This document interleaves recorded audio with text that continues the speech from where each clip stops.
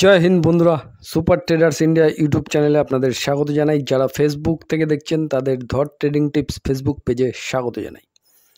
তো আজকে প্রত্যেকেই খুশি, সবার পোর্টফোলিও আজকের জন্য গ্রিন এবং মার্কেটও আজকে যথেষ্ট পজিটিভ। তো সকলেই জেনে গেছেন অলরেডি হ্যাটট্রিক হয়ে গেছে, সেটা হচ্ছে আমাদের রেড কাটের। তো আজকের দিনে দাঁড়িয়ে মার্কেট এই 25,000-এর লেভেলটা ক্রস করেছিল লাস্ট দুবার, তবে সেখানে টিকতে পারেনি, আবার নিচে চলে এসেছিল।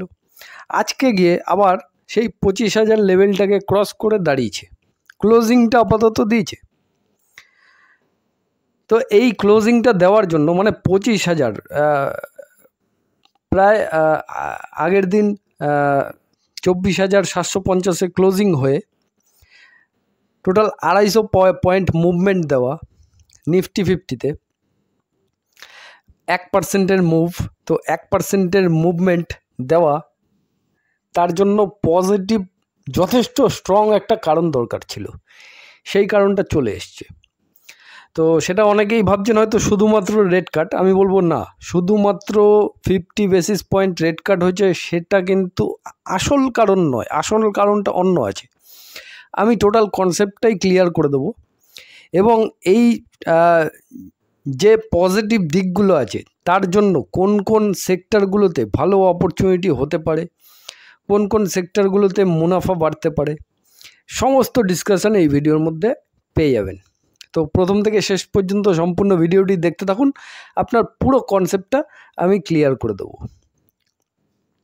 তো দেখুন, আজকে মার্কেটের পরিস্থিতিটা যদি একটু দেখি, তাহলে ওপেনিংটা মোটামুটি নর্মাল গতকালকের ক্লোজিংয়ের কাছাকাছি দিয়েছিল ওপেনিং। তারপরে ধীরে ধীরে ধীরে ধীরে মার্কেট কিন্তু 700-কে ভেঙে নিচে চলে আসে, 700-র নিচে চলে আসে, ঠিক আছে। তারপরে ওই জায়গায় একটু ওপর নিচ করছিল।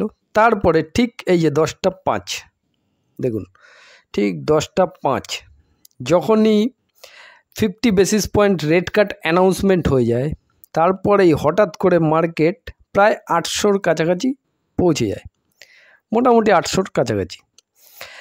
তারপরে গিয়ে আবার কিছুটা ডাউনফল আসে, ওই 750 মতো নিচে আবার চলে আসে। এবার তারপরে মার্কেট এমন একটা মুভমেন্ট দেয় একেবারে 25,000 লেভেল ক্রস করে। তো এই সেকেন্ড বারের যে মুভমেন্টটা, এই মুভমেন্টটাই হচ্ছে আসল কারণ।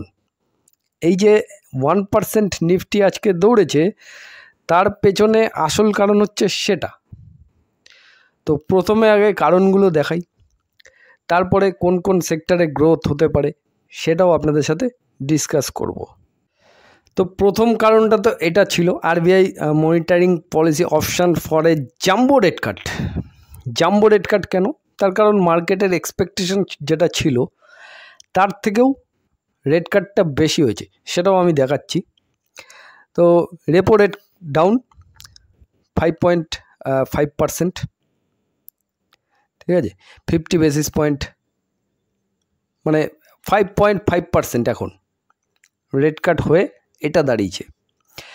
এবং RBI governor switch to neutral রেখেছেন। নিউট্রাল মানে পরবর্তী রেড কাটের কি হতে পারে তার একটা নিউট্রাল একটা রেখেছেন। এই নিউট্রাল কেন? তার মানে পরের বারে এমপিসির বৈঠকে রেড কাট হতেও পারে, নাও হতে পারে, আবার রেপো রেট কাট বাড়তেও পারে। তো সব ধরনের পসিবিলিটিই আছে, ঠিক আছে। সেটাই হচ্ছে এই নিউট্রালের স্ট্যান্স একটা। এই যে দেখুন, প্রিভিয়াস এর আগে কত ছিল? 6%। এবার মার্কেটের এক্সপেকটেশন কত ছিল রেড কাট? যে 25 বেসিস পয়েন্ট হতে পারে, 5.75% হতে পারে। কিন্তু যখনই খবরটা চলে আসলো, তখনই ডাটাটা চলে আসলো, ডাটাটা আসার পরেই দেখা গেল সেখানে 0.50 বেসিস পয়েন্ট রেড কাট হয়ে 5.50%-এর দাঁড়িয়েছে। এবং হিস্টোরি যদি দেখি, একটু চেক করি আমরা, তাহলে গত ফেব্রুয়ারি, এপ্রিল এবং জুন পরপর 3টে রেট কাট আমরা যদি দেখি তাহলে 6.50 ছিল। এখানে মার্কেটের যে এক্সপেকটেশন ছিল 6.25 সেটাই এসছিল।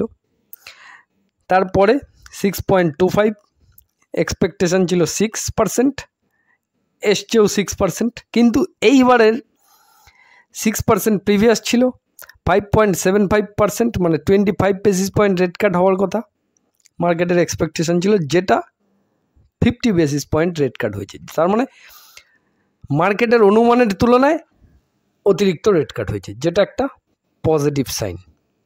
এবং পরপর আমরা দেখলাম 3বার পরপর আরবিআই রেট কাট করে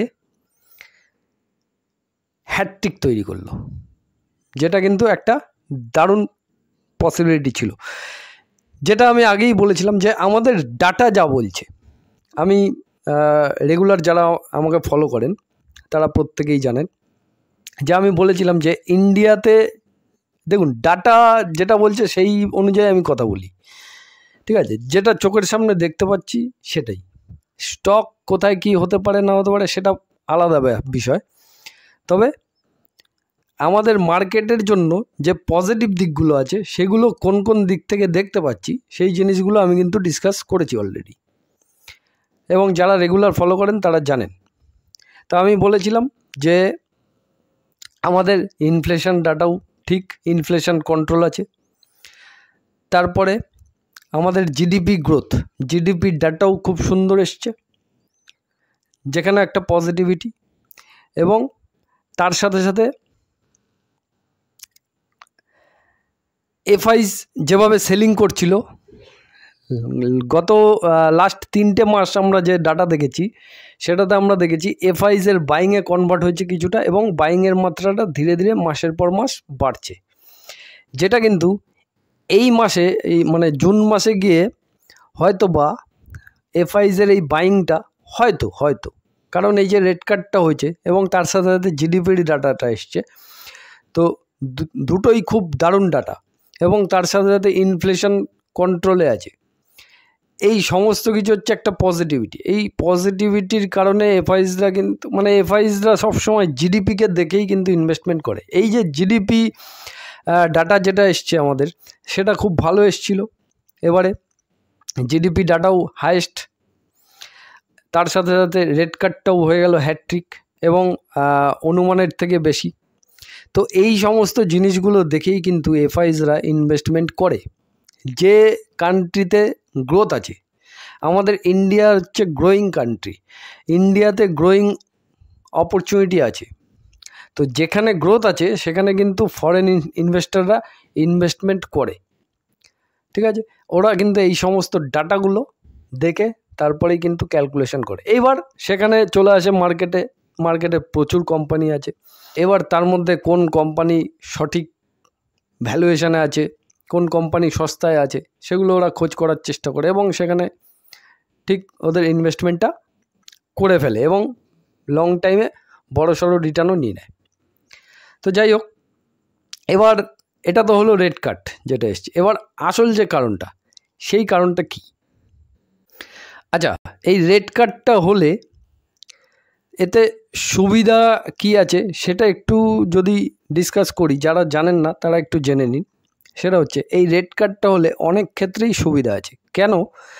তার কারণ এই যে ধরুন 5.50% রেট কাট এখন, তো ধরুন আপনি এফডিতে টাকা রেখেছেন, কিছুক্ষণের জন্য ধরে নিন এফডিতে আপনাকে রিটার্ন দেবে 10%, কথার কথা, জাস্ট একটা এক্সাম্পল, এত দেয় না তো যদিও বা 7.5-8%, 8.5% এরকম দেয়, তবুও আমি ধরে নিলাম 10% রিটার্ন এফডিতে দিচ্ছে।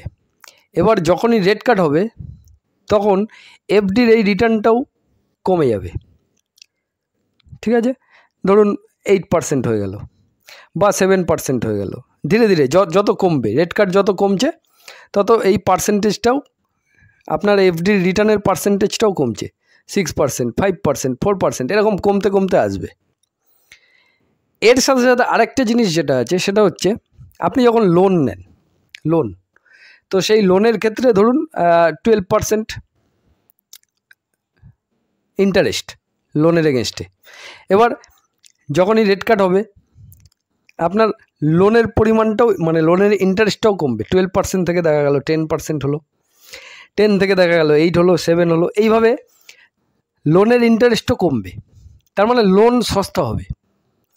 তাহলে একদিকে যেরকম লোনটাও সস্তা হলো, একদিকে আবার আপনি টাকাও রাখবেন ব্যাংকে এফডিতে, তো সেখানেও কিন্তু আপনি রিটার্ন পার্সেন্টেজ কম পাবেন। এর কারণে কি হয়, এফডিতে যেই রিটার্ন পার্সেন্টেজটা কমে যায় তখনই এফডি থেকে টাকা কিন্তু মানুষ বের করে নেয়। বের করে তখন নর্মালি সেই টাকাটা মিউচুয়াল ফান্ডে হোক বা শেয়ার মার্কেটের দিকে হোক, এই দিকে ইনভেস্টমেন্টগুলো আসে। কারণ এফডি থেকে রিটার্ন বেশি এই সমস্ত জায়গায় পাওয়া যেতে পারে, সম্ভাবনা বেশি থাকে, যার কারণে মার্কেটের দিকে তখন টাকাটা আসার সম্ভাবনা বেশি থাকে। এটা হচ্ছে ফেসিলিটি। নেক্সট আরেকটা ফেসিলিটি হলো, এই লোন যখন সস্তা হয়ে যাবে তখন আপনি নর্মালি যে কোনো জিনিস কিনতে গেলে আগে যে লোনটা পড়তো এখন তার থেকে কম ইন্টারেস্ট দিতে হবে, সুতরাং লোন নেওয়ার মাত্রাটাও বাড়বে, তাতে বিজনেস ভালো হবে। এবার তার জন্য কি কি বিজনেস ভালো হবে না হবে সেগুলো আমি ডিসকাস করছি পরে। এবার চলে আসি আসল যে কারণটা, সেই কারণটা। তো দেখুন 50 বেসিস পয়েন্ট তো রেপো রেট কাট হয়ে গেল, তার সাথে সাথে সিআরআর কাট হয়েছে। CRR 100 basis point, 100 basis point CRR cut হয়েছে, যেটা একটা গ্রিন সিগন্যাল দিয়েছে। এবং এই অ্যানাউন্সমেন্টটা যখনই আরবিআই গভর্নর করে দিয়েছে তারপরেই মার্কেট রকেট গতিতে ছুটেছে। এবার এই সিআরআরটা কি, এটা যদি একটু ডিটেলসে আলোচনা করি, যারা জানেন না জেনে নিন, একটু ছোট্ট করে আমি একটু বলে দেওয়ার চেষ্টা করছি। তো মনে করুন যে কোনো একটা XYZ ব্যাংক, যে কোনো একটা ব্যাংক, তার কাছে মানে পাবলিক সেভিংস অ্যাকাউন্টে টাকা রেখেছে, কারেন্ট অ্যাকাউন্টে টাকা রেখেছে বা এফডিতে টাকা রেখেছে, যেভাবেই রাখুক ব্যাংকের কাছে সেই টাকাটা এসছে। সেই টাকার পরিমাণ ধরুন 100 কোটি টাকা, এক্সাম্পল দিচ্ছি। এবার সর্বোপরে কোন ব্যাংক আছে, সেটা হচ্ছে আরবিআই, ঠিক আছে। এবার 100 কোটি টাকা ব্যাংকের কাছে আছে, পাবলিকের টাকা যেভাবেই আসুক। এবার আরবিআইয়ের কিছু রুলস অ্যান্ড রেগুলেশন আছে, সেটা হচ্ছে এই 100 কোটির 4%, ঠিক আছে, 4% টাকা আরবিআইয়ের কাছে জমা রাখতে হবে। এবং এই 4%-এর টাকা যে জমা রাখবে তার এগেনস্টে আরবিআই কোনো ইন্টারেস্ট ব্যাংককে দেবে না, ঠিক আছে। এইবার তার মানে কি, ব্যাংকের কাছে পাবলিকের আছে হচ্ছে 100 কোটি টাকা, সেখান থেকে 4% মানে 4 কোটি টাকা আরবিআইয়ের কাছে রাখা রইল। এবার সেই 4 কোটি টাকা কিন্তু কোনো কাজে লাগছে না, নর্মাল আরবিআইয়ের কাছে পড়ে আছে এবং সেখান থেকে কোনো ইন্টারেস্টও পাচ্ছে না ব্যাংক। তাহলে ব্যাংকের বিজনেস করতে হবে 96 কোটি টাকা দিয়ে। 96 কোটি টাকা বিজনেস করে তারপর গিয়ে রেভিনিউ জেনারেট করতে হবে, নেট প্রফিট জেনারেট করতে হবে, বাকি খরচ সব দিয়ে প্রফিট করতে হবে, ঠিক আছে। এবং এই যে 4 কোটি টাকা রাখা আছে আরবিআইয়ের কাছে, সেই 4 কোটি টাকায় কোনো লাভ্যাংশ কিছুই আসবে না। এবার এই 100 বেসিস পয়েন্ট যে কাট করে দিল, এইবার মনে করুন এই আগে 4% ছিল যেটা আরবিআইয়ের কাছে রাখতে হবে, এখন সেটা রাখতে হবে 3%। তার মানে 1 কোটি টাকা এখান থেকে আবার এখানে ট্রান্সফার হলো। তার মানে এই 1 কোটি টাকা 96 কোটি ছিল এবং এখন 1 কোটি আরও বাড়লো, তো টোটাল 97 কোটি টাকা এখন ব্যাংক লোন দেবে, বিভিন্ন রকম জায়গায় লোন ফোন দিয়ে সেখান থেকে ইন্টারেস্ট কামাবে। তার মানে কি, তার মানে ব্যাংকের কাছেও এখন টাকাটা বেশি পরিমাণ বাঁচলো। এটা একটা ছোট্ট জাস্ট 100 কোটি দিয়ে একটা এক্সাম্পল দিলাম, অ্যামাউন্টটা অনেক বড়, ঠিক আছে। আশা করি বুঝতে পেরেছেন রেপো রেট কাটটা কী, সেটা একটু ডিটেলসে বুঝিয়ে দেওয়ার চেষ্টা করলাম। এবারে চলে আসি কোন কোন ব্যবসা ভালো করতে পারে, তার জন্য আপনাকে কিছু লজিক বুঝতে হবে। এই রেট কাটটা হলো লোন সস্তা হলো। এবার লোন যখন সস্তা হয়ে যাবে, মনে করুন আপনি কোনো একটা গাড়ি কিনেছেন, এবার সেই গাড়ির একটা ইএমআই আছে, আমি কথার কথা ধরে নিচ্ছি আপনাকে 10,000 টাকা করে মাসে ইএমআই দিতে হয়, কথার কথা, জাস্ট একটা এক্সাম্পল। তো 10,000 টাকা ইএমআই যেটা দিতে হয়, এখন সেই ইএমআইটা আপনাকে দিতে হবে 8,000 টাকা। তার মানে 2,000 টাকা আপনার কাছে বাঁচলো, বোঝা গেল? এবার এই 2,000 টাকা যে আপনার কাছে বাঁচলো, সেই 2,000 টাকাটা নিশ্চয়ই আপনি কোনো কাজে লাগাবেন। এবার সেই 2,000 টাকাটা আপনি কোনো জায়গায় ঘুরতে যেতে পারেন, বা ইনভেস্টমেন্ট করতে পারেন, বা সেই টাকাটা দিয়ে আপনি কিছু জিনিসপত্র কিনতে পারেন। এই সমস্ত রকম পসিবিলিটি আছে। তো মোটামুটি যে কোনোভাবেই টাকাটা বাঁচলো। এবার এই টাকাটা কোনো না কোনো খাতে খরচ হবে। এবার যে খাতেই খরচ হোক না কেন, সেই টাকাটা ওই ঘুরে ফিরে আলটিমেটলি মার্কেটেই আসবে, কোনো না কোনো বিজনেস ভাবে আসবে টাকাটা। বোঝাতে পারলাম? এবার সব থেকে বড় যে ব্যবসার দিকে আসতে পারে, সেটা হচ্ছে এই লোন যখনই সস্তা হয়ে যায়, তখন ম্যাক্সিমাম যে ইএমআইটা মানুষ নিয়ে থাকে, সেটা কিন্তু গাড়ির দিকে যায়।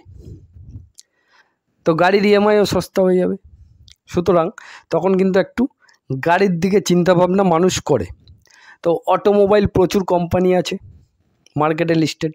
সেই অটোমোবাইল কোম্পানিগুলোর যেমনভাবে যে বিজনেস করবে, তার তেমনভাবে ফায়দা হওয়ার সম্ভাবনা আছে, ঠিক আছে? তার মানে অটোমোবাইল কোম্পানিগুলোর একটু মুনাফা বৃদ্ধির সম্ভাবনা আছে রেড কার্ডের জন্য। নেক্সট যে বিজনেসটা, সেটা হচ্ছে এই যে ছবিটা দেখতে পাচ্ছেন, এটা একটা ঘরের ছবি দেখতে পাচ্ছেন। ঘর বলুন বা ফ্ল্যাট বলুন, জমি জায়গা বলুন, যা কিছুই বলুন, তো লোন যখন সস্তা হয়ে যায়, তখন ম্যাক্সিমাম যে ইএমআইটা মানুষ নিয়ে থাকে, তো সেটা কিন্তু হোম লোনটাও প্রচুর পরিমাণে নেওয়া হয়, ঠিক আছে?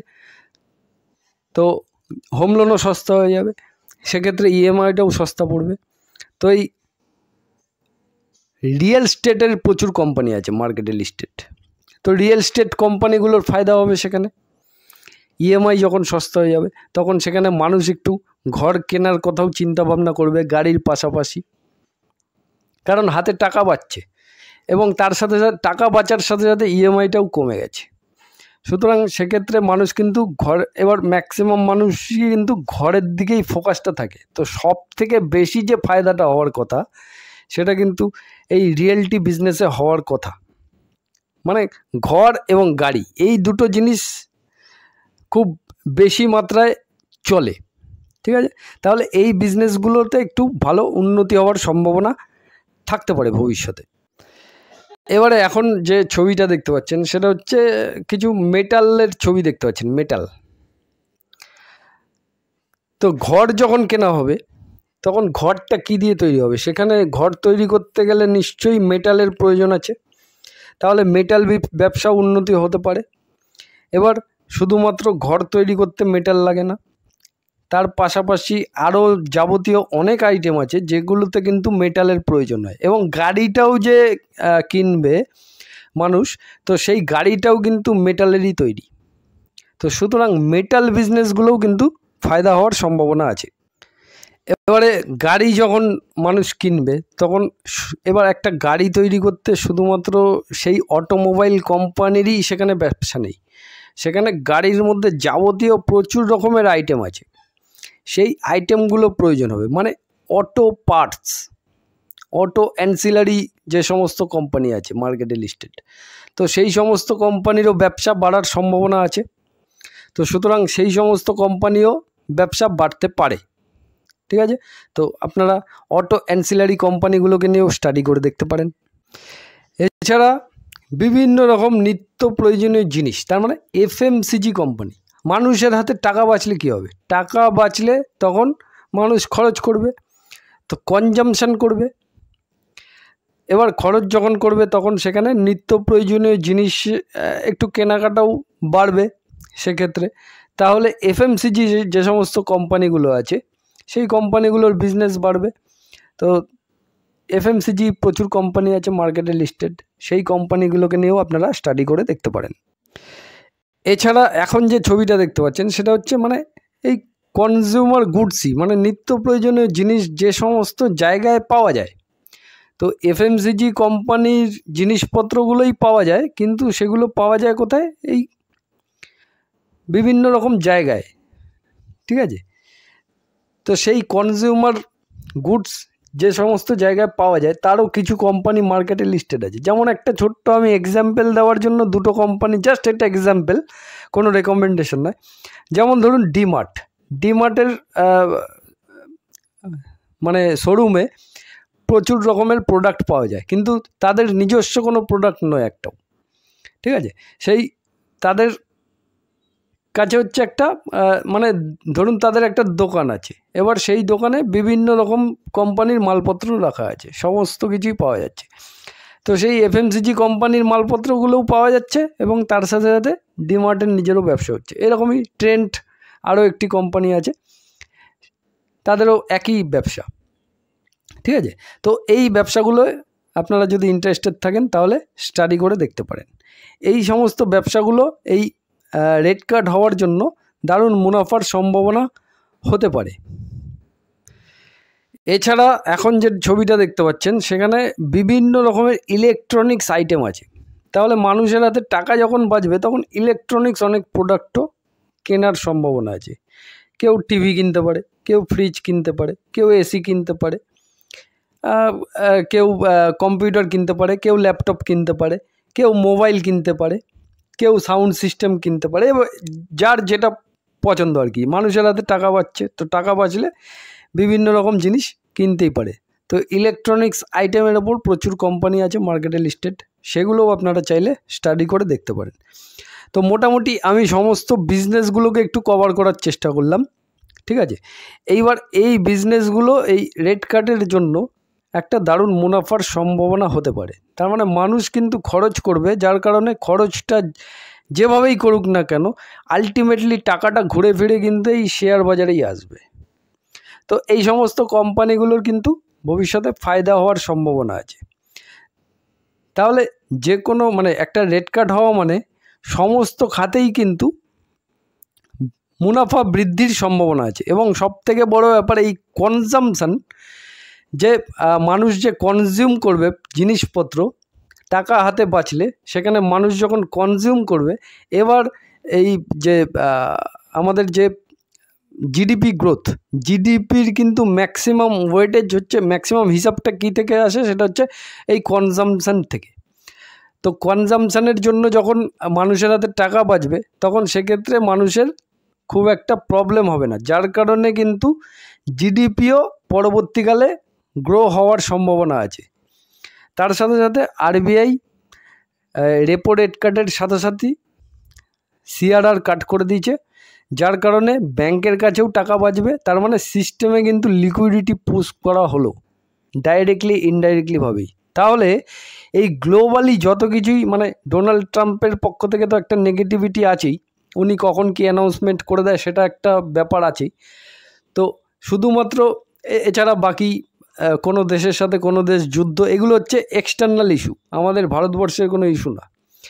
আমাদের ইন্টারনালি ইন্ডিয়ার মধ্যে যত কিছুই আছে সমস্ত দিক থেকে জাস্ট শুধুমাত্র পজিটিভিটি দেখা যাচ্ছে, সমস্ত দিক থেকেই পজিটিভিটি।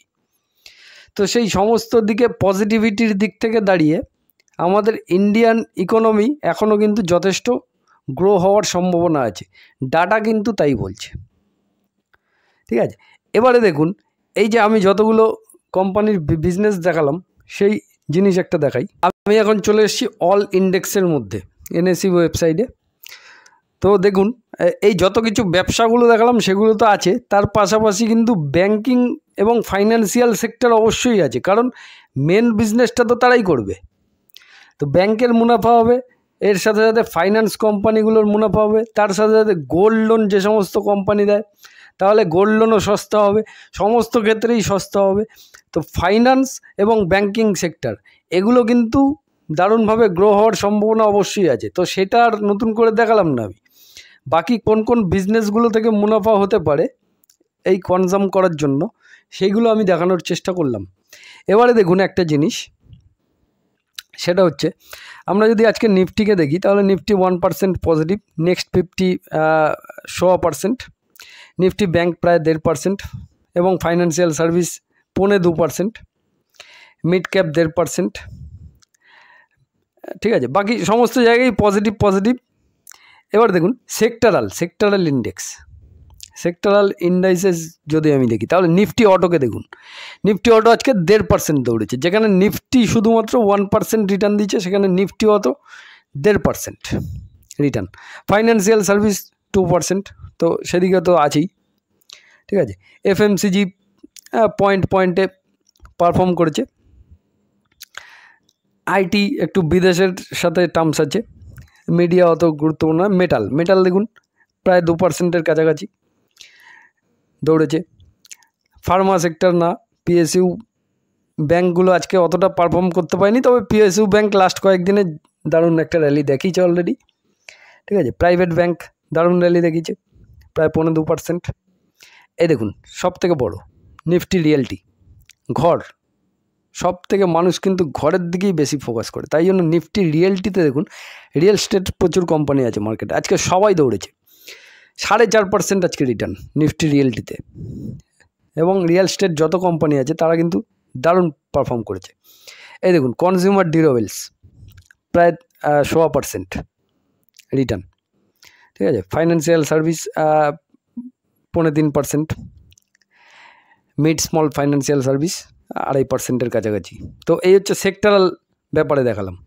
ঠিক আছে, তো মেন যে জিনিসটা নিফটি অটো এবং রিয়েলটি, এই দুটো জিনিসে কিন্তু মানুষ বেশি নজর দেয়, এবং তার সাথে সাথে ফাইন্যান্স কোম্পানিগুলো আছে এবং ব্যাংক আছে। ঠিক আছে, এগুলো হচ্ছে মূল। এছাড়া বাকি যে জিনিসগুলো দেখালাম সেগুলোও কিন্তু, সেই বিজনেসগুলোও কিন্তু প্রত্যক্ষ বা পরোক্ষভাবে জড়িত আছে। ঠিক আছে, বাকি আজকের দিনে এফআইস ডিআইসের ডাটা যদি দেখে নিই তাহলে এফআইস 1000 কোটি টাকার মাল বাই করেছে নেট, এবং ডিআইস কামাল করে দিয়েছে আজকে, প্রায় 9342 কোটি টাকার মাল বাই করেছে। এফআইস 14200 কোটি সেল, 15200 কোটি বাই। এদিকে ডিআইস হচ্ছে 13180 কোটি সেল এবং 22500 কোটি বাই। তো ডিআইসদের পক্ষ থেকে আজকে কিন্তু দারুণ একটা বাইং দেখা গেছে, এবং ডিআইসের কাছে ম্যাক্সিমাম রিটেল পাবলিকের টাকাই আছে, মিউচুয়াল ফান্ডের যে টাকা। তো মানুষ যথেষ্ট এখন বুদ্ধিমান হয়ে গেছে, মানুষ কিন্তু যথেষ্ট ইনভেস্টমেন্ট করছে এখন। তো এই এফআইসরা যেভাবে সেলিং করছিল, ডিআইসরা কিন্তু ডোমেস্টিক ইনভেস্টাররা কিন্তু মার্কেটটাকে ঠিক ধরে রেখেছিল, যার কারণে মার্কেটটা কিন্তু এর আগে যতবার এফআইস যেভাবে সেলিং করতো এইবারও সেইভাবেই সেলিং করেছিল, কিন্তু মার্কেট 15%-এর বেশি নিচে পড়েনি, কারণ ডিআইসরা কিন্তু সেখানে বাইং করে মার্কেটটাকে ধরে সাপোর্ট দিয়েছিল, এবং আলটিমেটলি এই সাপোর্টটা রিটেল পাবলিকই দিয়েছিল মিউচুয়াল ফান্ডের থ্রুতে। ঠিক আছে, এবার এই এফআইসের আপাতত বাইং আজকে আমরা দেখতে পেয়েছি, গতকালকে সামান্য একটু সেলিং করেছিল, তো আবার বাইং দেখতে পাচ্ছি। তো বাইং সেলিং আপাতত চলছে, সমস্ত দিক পজিটিভ আছে। এফআইসও নিশ্চয়ই তাদের হোল্ডিং ধীরে ধীরে বাড়াবে, সেদিকে আমরা আশা রাখবো, কারণ সমস্ত ডাটাই আমাদের পজিটিভ। একটু ওই ডোনাল্ড ট্রাম্পের দিকেই একটু সবাই তাকিয়ে আছে, ওদিক থেকে যখনই একটা মানে এই যে রেসিপ্রোকাল ট্যারিফটা তো পজ করা আছে না, ওইটা নিয়ে এখনও কোনো পজিটিভ কিছু পাওয়া যায়নি, এটাই হচ্ছে মূল বিষয়। ওদিক থেকে যখনই একটা পজিটিভিটি হয়ে যাবে তখন আবার আমরা হয়তো বা আমাদের মার্কেট সেই অল টাইম হাইটা হয়তো বা দেখতে পাবো। তো দেখা যাক, আপাতত মার্কেট এখন এই ওপর নিচ একটা রেঞ্জ ধরে আছে, দেখা যাক এই রেঞ্জ কবে ব্রেক করে। আপাতত আজকের দিনে দাঁড়িয়ে 25,000 ক্রস করে দাঁড়িয়েছে, আগামী কয়েকদিন দেখি আমরা মার্কেটের পরিস্থিতি কি হয়। ধীরে ধীরে মার্কেট আপাতত মোটামুটি একটা রেঞ্জ ধরে ওপরের দিকেই যাওয়ার চেষ্টা করছে। তো অলমোস্ট আমরা 26,000-এর কাছাকাছি চলে এসেছি, যেটা 26,200 অল টাইম হাই ছিল, তো মোটামুটি কাছাকাছিই আছি আমরা। ঠিক আছে, দেখা যাক পরবর্তীকালে কি হয়। আর আগামীকাল যারা মেম্বারশিপ নিয়েছেন আগামীকাল আমি আরেকটা ভিডিও আপনাদের জন্য পোস্ট করার চেষ্টা করব। যদি কমপ্লিট করতে পারি তাহলে ভিডিওটি আগামীকাল পেয়ে যাবেন, অথবা পরশু দিন রোববার আছে, ছুটির দিন, কোনো চিন্তা নেই, ছুটির দিন একদম সকালবেলা আমি ভিডিওটা পোস্ট করে দেবো। আপনারা যখন খুশি তখন দেখে নেবেন। ঠিক আছে, আজকের মতো এটুকুই রাখছি। জয় হিন্দ, বন্দে মাতরম। সবাই ভালো থাকবেন, সুস্থ থাকবেন।